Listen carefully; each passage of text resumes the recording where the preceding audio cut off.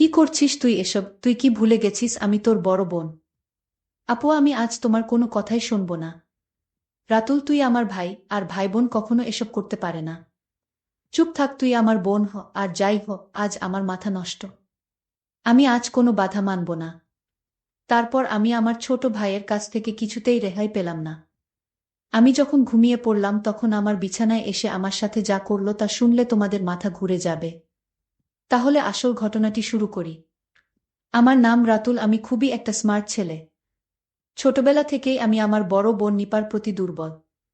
সব ভাই বোনের মাঝে আমি বড় বোনকেই বেশি পছন্দ করি।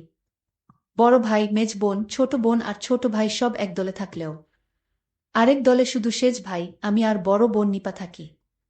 সব মিলে আমরা 4 ভাই আর 3 বোন। বড় 3 ভাই, তারপর 2 বোন, তারপর ছোট ভাই আর ছোট বোন। আমি মেজ, আমার বয়স এখন 21 বছর। আর বড় বোন নিপার বয়স এখন 22 বছর।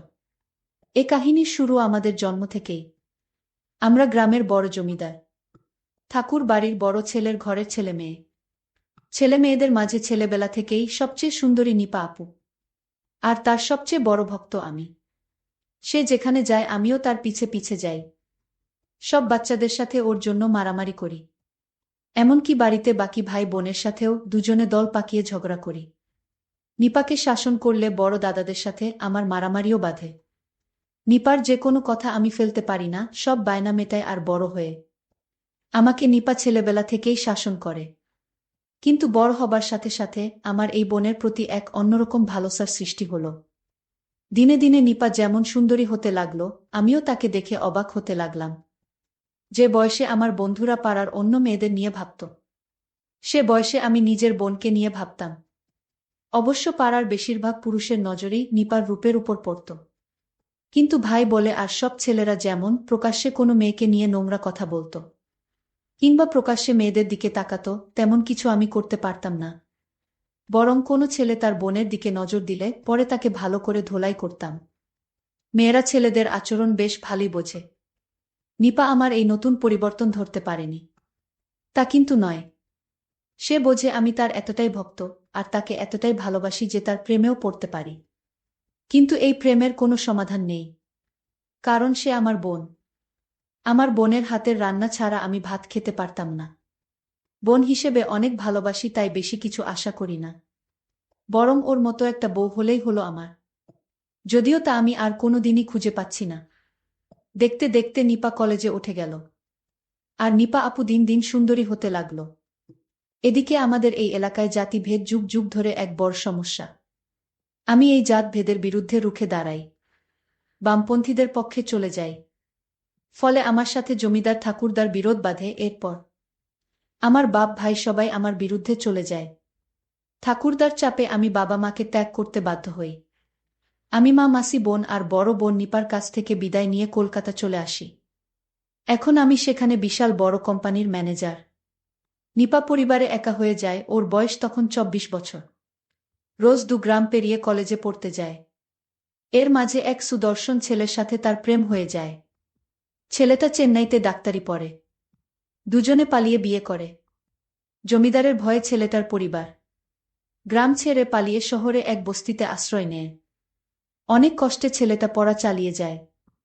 1 বছর পর জমিদারের লোকরা একদিন ওর জামাইকে ধরে ফেলে। ওরা নিপার বাবার নির্দেশে ছেলেটার 2 পা মেরুদণ্ড ভেঙে দেয়। নিপা তখন 9 মাসের অন্তঃসত্ত্বা। ছেলেটাকে বাঁচাতে যে চিকিৎসার প্রয়োজন তা দেবার সামর্থ্য তার পরিবারের নেই। এমন বিপদের দিনে সে একজনকেই চিৎকার করে ডাকতে পারে, তার ছোট ভাই অর্থাৎ আমাকে। স্বামীকে নিয়ে বোন কলকাতা আসে, আমাকে খুঁজে বের করে। আমি বোনের এই কষ্ট দেখে পাগল হয়ে যাই। আমি ওর স্বামীর চিকিৎসা করাই। কিন্তু আমার বোনকে স্বামীর পরিবার সহ একটা বস্তিতে থাকতে দেখে ভীষণ কষ্ট পাই। কিছুদিন পর নিপা মা হয়, তার স্বামীও একই হাসপাতালে বাঁচা মরার লড়াই করছে। তখন নিপার স্বামী বেঁচে উঠলেও চিরতরে পঙ্গু হয়ে যায়। আমি বোনকে বাচ্চা সহ আমার নিজের এক বাড়িতে চলে আসতে বলি। কিন্তু নিপা স্বামী ছেড়ে কিভাবে আসবে? তাই পঙ্গু স্বামীকেও বোন সাথে নিয়ে আসতে চায়। আমিও মেনে নিই নিপার কথা। নিপার স্বামীর শরীর ভেঙে যায়। সুঠাম শরীর ভেঙে হাড় হয়ে যায়। অবশ্য কিছুদিনের মধ্যেই নিপা আবার তার স্বাভাবিক সৌন্দর্য ফিরে পায়। বরং দিনে দিনে তার রূপ আরও বাড়তে শুরু করে। কিন্তু বোনের স্বামী পঙ্গু হবার পর ওর জীবনের সব আনন্দ যেন শেষ হয়ে গেল। জীবনটা দুঃখে ভরে উঠল। একে তো শ্বশুর কুলে কেউ নেই যে আর্থিকভাবে সাহায্য করতে পারে, অন্যদিকে পঙ্গু স্বামীকে বিছানায় খাওয়া দাওয়া টয়লেট করানো। আমার বোনের মনটা দুর্বল হয়ে গেল, তার আনন্দ ধূলিসাৎ হয়ে গেল। এদিকে আস্তে আস্তে আমার দৃষ্টি পড়ল আমার বোনের দিকে, বরং গ্রামে ফেলে আসা সেই কিশোরী বোনের চাইতে।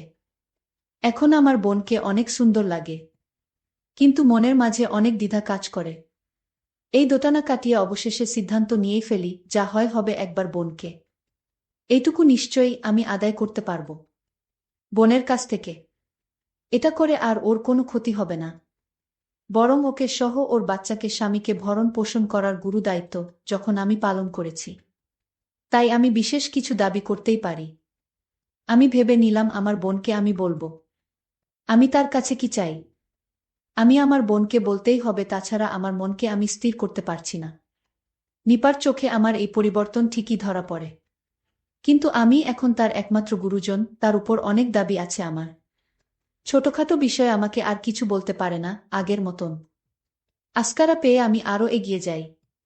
নিপা কোনো মতে স্বাভাবিক আচরণ করে। পঙ্গু স্বামীর ঘরে রোগীর ঘরের মতো দুর্গন্ধ, সুস্থ মানুষ এ ঘরে থাকতে পারে না, আর বাচ্চা থাকলে অসুস্থ হয়ে যাবে। একদিন আমি সে ঘরে গিয়ে তা টের পেলাম। তারপর বাচ্চাটাকে নিয়ে অন্য ঘরে শুতে বললাম নিপাকে। ওর স্বামীর জন্য বিশেষ বেডের ব্যবস্থা করা হলো। নিপা যে ছোট ঘরে বাচ্চাটাকে নিয়ে থাকতে শুরু করল, তার পাশেই আমার বড় স্টুডিও বেডরুম। মাঝে মধ্যে বোনকে ডেকে এনে দুজনে একসাথে টিভি শো দেখি। তখন বোনকে বলি আমি তোমার কাছে থেকে কিছু চাই, সেই সুযোগের অপেক্ষায় থাকি। এভাবে ধীরে ধীরে 6 মাস পর নিপার জীবন থেকে তার স্বামী রোগে আরও দূরে সরে গেল, একটা বোঝায় পরিণত হল। বোনের স্বামী এখন একেবারে বিছানা থেকে উঠতে পারে না, দিন দিন রোগে দুর্বল হয়ে গেছে। আমার বোন তখন অসহ্য যন্ত্রণায় ভুগতে থাকে। একদিন বোনকে নিয়ে টিভি দেখতে দেখতে আমি বোনকে বললাম, বোন আমার একটা কথা রাখবে। সে বল, কি কথা? আমি বললাম, আমি ছোটবেলা থেকেই তোমাকে অনেক ভালোবাসি, আর এখন তোমার অনেক কষ্ট, সেটা আমি সহ্য করতে পারছি না। বোন বলল, আমার কপালে যা আছে তাই হবে। আমি বললাম, তোমাকে এভাবে কষ্টে আমি রাখতে পারি না। আমার বোন তখন বলল, এখন কি করতে চাস? আমি বললাম, তোমার স্বামী তো এখন বেঁচে থেকেও নেই, এখন তুমি সব কিছু থেকে বঞ্চিত। আর তাই বলছিলাম, তুমি তোমার স্বামীর সাথে রাতে যা করো আমিও তা করতে চাই। এই কথা শোনার পর বোন ঘর থেকে বেরিয়ে বাচ্চার কাছে চলে গেল। আমার খুব খারাপ লাগলো, নিজেকে খুব ছোট মনে হতে লাগলো। আমার বোনের প্রতি আমার যে দুর্বলতা হয়েছে, যে কোনো সময় একটা অঘটন ঘটাতে পারি, এই ভেবে আমি চিন্তিত হয়ে গেলাম। বোন না চাইলে তাকে কষ্ট দিয়ে আমি কিছুতেই সুখে থাকতে পারবে না। পরদিন বোনকে সরি বলবো, তার সাথে কথা বলবো ঠিক করলাম। কিছুদিন পর আমি বললাম, দেখ, এভাবে তোর জীবনটা একটা পঙ্গু স্বামীর জন্য নষ্ট করার কোনো মানে হয় না। তুই তোর স্বামীকে ওর বাবা মার কাছে দিয়ে আয়, দেখাশোনার জন্য টাকা পয়সা যা লাগে প্রতি মাসে আমি দেব। আর আমি যেহেতু তোকে মাঝে মধ্যে জ্বালাতন করি, তোর ভালো না লাগলে তুইও গ্রামে ঠাকুরদা বাবা মার কাছে ফিরে যেতে পারিস, তাতে তোর ভালোই হবে। নিপা বলল, আর আমার বাচ্চাটার কি হবে? আমি, ওকে গ্রামে নিয়ে যাবি তোর সাথে? নিপা, না না, বাবা মা ওকে অনাথ আশ্রমে দিয়ে দেবে, তারপর আমাকে আরেকটা বিয়ে দেবে। আমি, সেটা খারাপ হবে না, যেভাবে আছিস তার চাইতে ভালো থাকবি। অনাথ আশ্রম থেকে ওকে নিশ্চয়ই বড় কোনো দম্পতি দত্তক নেবে।